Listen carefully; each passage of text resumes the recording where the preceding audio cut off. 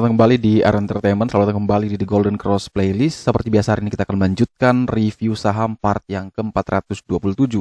Namun sebelumnya bagi teman-teman yang mungkin belum subscribe channel YouTube ini, sekali lagi jangan lupa tekan tombol subscribe, nyalakan lonceng notifikasinya agar teman-teman tidak pernah ketinggalan informasi-informasi terbaru dari channel ini. Di part yang ke-427 kali ini kita akan kembali mereview 6 saham, di mana kali ini spesial kita membahas saham-saham konstruksi karena banyak yang minta. Ada Wika, WSKT, PTPP, ADI, WSBP, dan Weton. Mungkin beberapa PPRE, PPRO, mungkin kita bahas di next ya. Kalau PPRE mungkin sudah pernah dibahas sebelumnya, bisa ditonton kembali.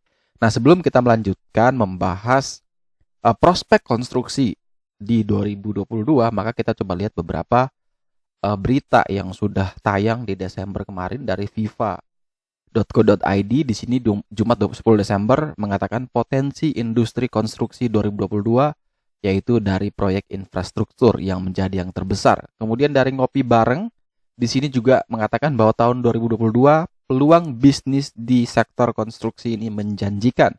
Kemudian di tanggal 8 Oktober 2021 pun sempat ada berita dari media asuransinews.co.id yang mengatakan bahwa perusahaan konstruksi BUMN tancap gas proyek di 2022.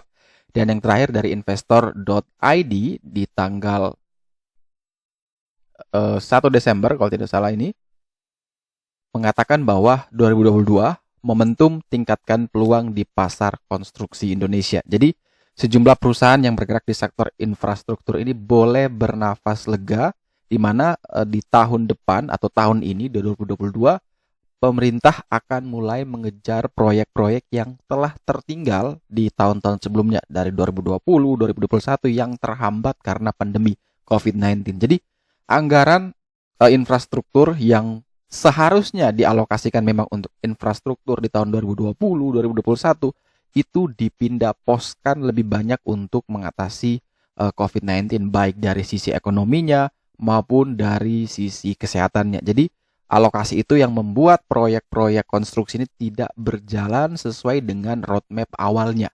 Karena pandemi tidak ada yang minta, tidak ada yang memprediksi. Oleh sebab itu pemerintah dengan segala daya upaya melakukan solusi mencari alternatif pembiayaan yang mana salah satunya adalah dengan cara memangkas anggaran yang sudah ada dan direalokasikan ke sektor ekonomi dan di sektor kesehatan. Nah, kita bisa bilang boleh bernafas lega karena memang setelah 2021 itu perusahaan konstruksi tidak mendapat bagiannya, maka 2022 ini di tengah tingkat penurunan angka COVID di Indonesia itu bisa membuat proyek ini akan berjalan kembali dengan lebih lancar lagi. Di mana salah satu proyek infrastruktur yang terbesar memang adalah proyek pembangunan ibu kota baru di Kalimantan Timur. Di mana di sini juga Menteri Pekerjaan Umum dan Perumahan Rakyat Basuki Hadi Mulyono mengatakan tahap awal yang akan dikerjakan adalah kawasan inti pusat pemerintahan atau KIPP seluas 5.800 hektar dalam bentuk infrastruktur dasar seperti jalan, saluran air, dan drainase.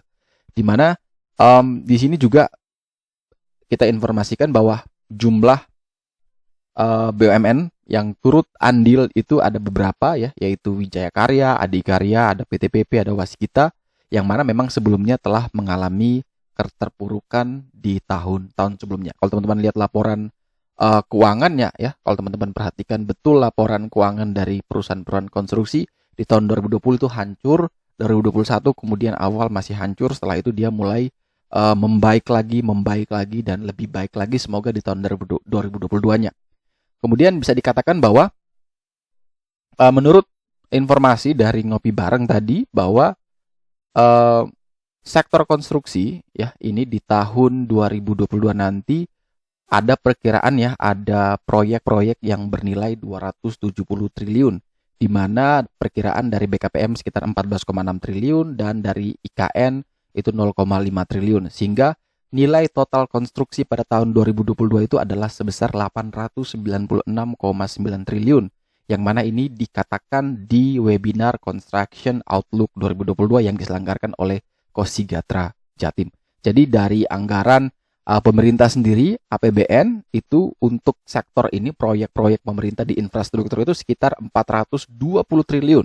Kemudian ada APBD provinsi sebesar 79,8 triliun dan APBD kabupaten kota sekitar 112 triliun. Jadi total untuk anggaran resminya itu sekitar 611. Jadi dengan nilai yang cukup besar itu tentu ini bisa masih menjadi satu momentum untuk proyek-proyek atau untuk perusahaan-perusahaan konstruksi ini bisa bangkit dari ketertinggalannya di tahun-tahun sebelumnya dan mungkin 2022, 2023 bahkan 2024 menjadi tahun kejayaan mereka. Jadi manfaatkan momentum itu, lihat perusahaan-perusahaan mana yang memiliki fundamental yang bagus khususnya di sektor konstruksi BUMN yang memang memiliki tingkat hutang bunga yang kecil, dan juga teman-teman harus perhatikan mereka yang waktu pandemi kemarin punya ketahanan yang cukup kuat. Nah, itulah perusahaan-perusahaan terbaik yang mungkin teman-teman bisa invest. Tapi bagaimana kalau soal trading? Tentu kalau trading kan jangka atau time frame-nya kan tidak sepanjang kita mau invest. Jadi kita bisa sesuaikan dengan chartnya nanti ya. Yang pertama adalah Wika. Kalau kita perhatikan Wika di sini, teman-teman bisa lihat bahwa Wika sedang mulai mencoba untuk turun dengan saat ini indikator menunjukkan berada dalam medium risk antara jarak menuju ke resisten dan jarak menuju PBL itu kurang lebih 1:1. Di sini saya informasikan bahwa level support PBL di 1040 dan level PBH atau resisten di 1220. Jadi kalau teman-teman yang mau membeli tentu lebih menarik menurut saya pribadi antara dia breakout di 1220, kita buy on breakout, atau kita tunggu di sekitaran area support terkuat 1040 sampai dengan 1050. Selama dia masih di tengah-tengah tentu lebih enak kita wait and see.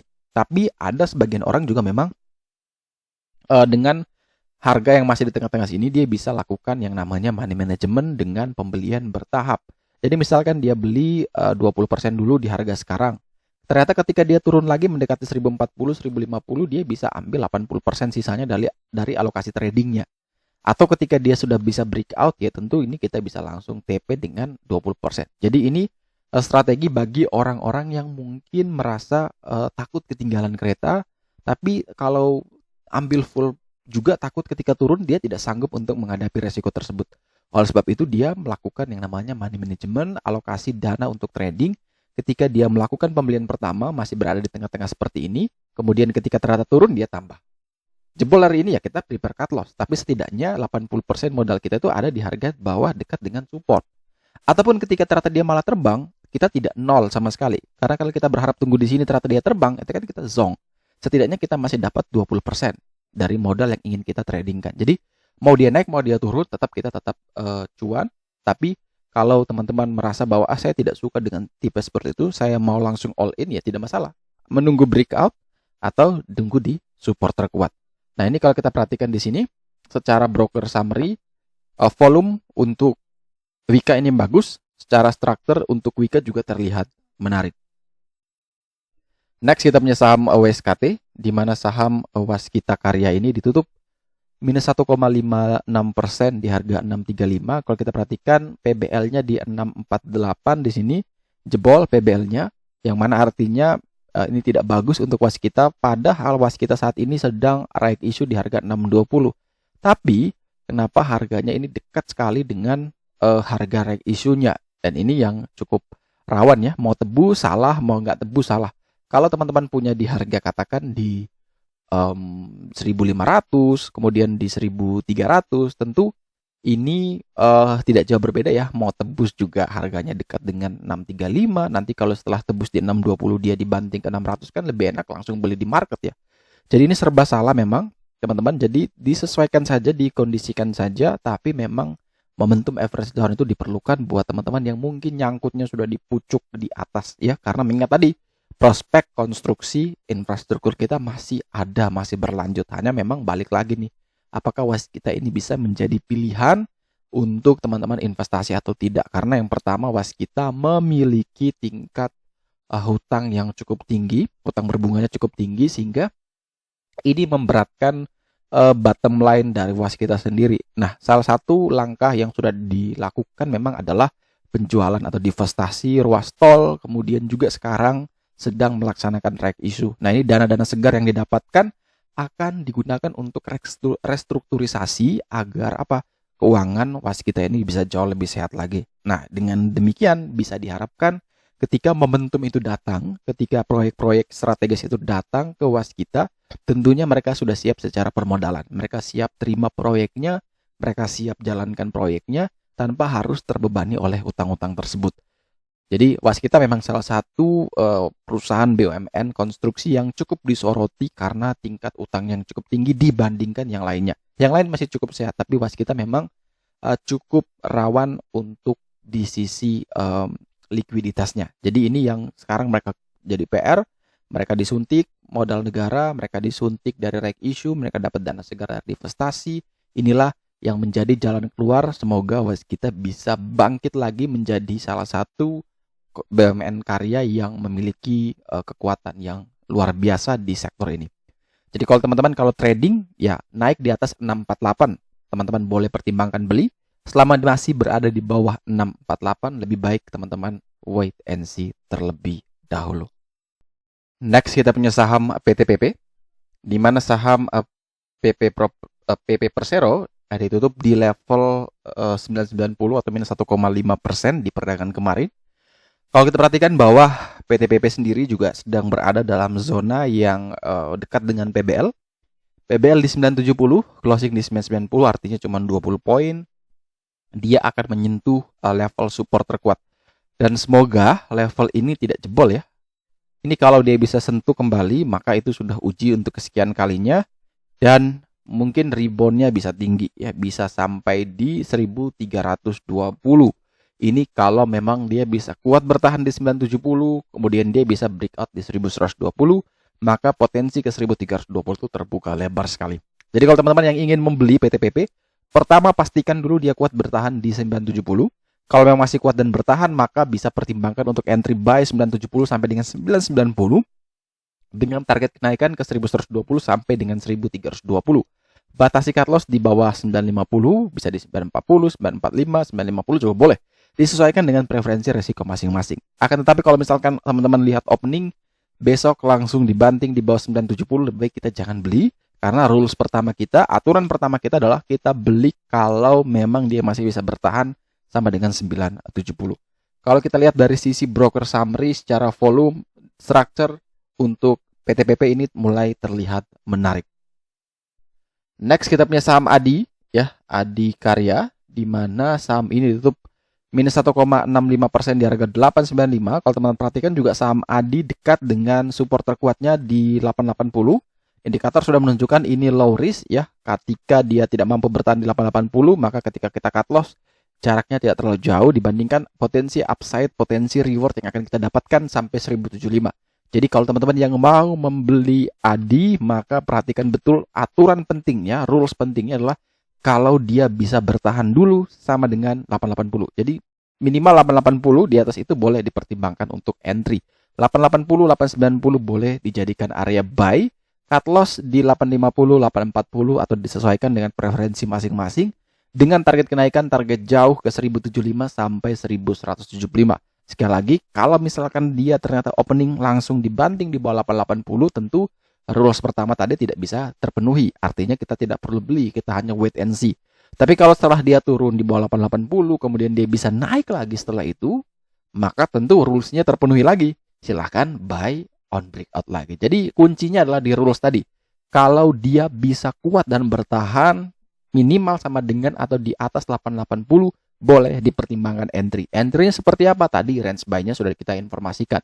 Dan juga harus prepare untuk stop loss-nya. Karena sekali lagi, market tidak bisa kita tebak. Bisa saja di hari besok dia naik dulu, setelah itu di ARB. Semua bisa terjadi. Jadi stop loss itu kita harus persiapkan. Kemudian target juga kita harus siapkan. Sehingga ketika kita trading, kita tidak bingung ketika market itu bergerak tidak sesuai dengan yang kita harapkan. Kalau dilihat dari sisi broker summary, secara volume untuk ADI ini terlihat bagus. Secara struktur juga ADI terlihat mulai menarik. Setelah itu kita ke anak-anak usahanya, ada Waskita Beton Precast ya, dari anaknya Waskita ini. Dia sempat naik ke 121 di perdagangan hari Jumat kemarin ya. Namun setelah itu dia ditekan kuat, akhirnya hanya naik 1,78% di harga 118. Nah, kalau teman-teman perhatikan bahwa PBL dari WSBP di 111 saat ini dengan indikator menunjukkan ini low risk. Bagi teman-teman yang ingin membeli USBP, tentu teman-teman bisa mempertimbangkan buy 111 sampai dengan 113, cut loss di 107, 108, kemudian target kenaikan bisa menuju ke 126 sampai 165. Jadi aturan penting, rules pentingnya adalah kalau dia bisa kuat dan bertahan minimal sama dengan 111. Itu artinya boleh di entry. Silakan dengan range buy yang sudah kita informasikan tadi. Tapi kalau opening langsung dibanting di bawah 111, kita wait and see, jangan dulu masuk karena rules-nya tidak terpenuhi. Dan setelah itu kalau dia bisa naik lagi ya, kita bisa buy on breakout di 111. Tapi kalau dia ternyata turun terus, ya sudah syukur.